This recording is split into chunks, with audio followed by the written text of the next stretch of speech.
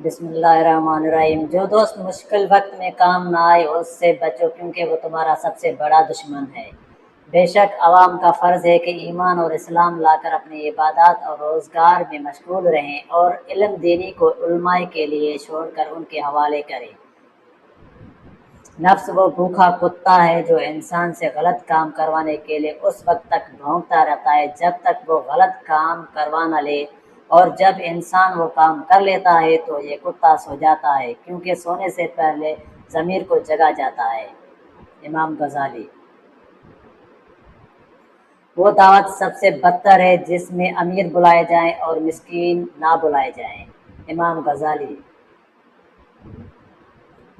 सब इंसान मुर्दा है, जिंदा वो है जो इल्म वाले हैं, सब इल्म वाले सोए हुए हैं। बेदार वो है जो अमल वाले हैं, तमाम अमल वाले घाटे में हैं। फ़ायदे में वो है जो इखलास वाले हैं, सब इखलास वाले ख़तरे में हैं। कामयाब वो है जो तकब्बुर से पाक है। इमाम गज़ाली रहमतुल्लाह अलैह। अगर हमसे गलती हो जाए तो इब्लीस की तरह दिलेर नहीं होना चाहिए, बल्कि माफ़ी मांग लेनी चाहिए, क्योंकि हम इब्ने आदम हैं, इब्ने इब्लीस नहीं। इमाम मोहम्मद गज़ाली रहमतुल्लाह। जब मुझे पता चला कि महल के बिस्तर और खाली ज़मीन पर सोने वालों के ख्वाब एक जैसे और कब्र में भी एक जैसे होते हैं, तो मुझे अल्लाह के इंसाफ पर यकीन आ गया। इमाम गज़ाली रहमतुल्लाह अलैह।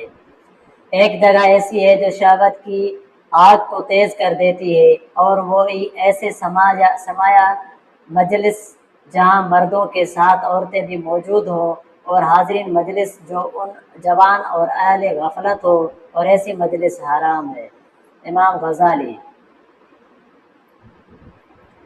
अगर तेरा दोस्त तन्हाई में तुझे तेरे ऐब से आगाह करे तो चाहिए कि वो उसका एहसान माने और गुस्सा ना करे, क्योंकि ये ऐसा ही है कि जैसे कोई शख्स तुझे आगाह करे कि तेरे कपड़ों में सांप है, तो उसकी बात पर गुस्सा ना करो और उसका मशकूर होना चाहिए। इमाम गज़ाली।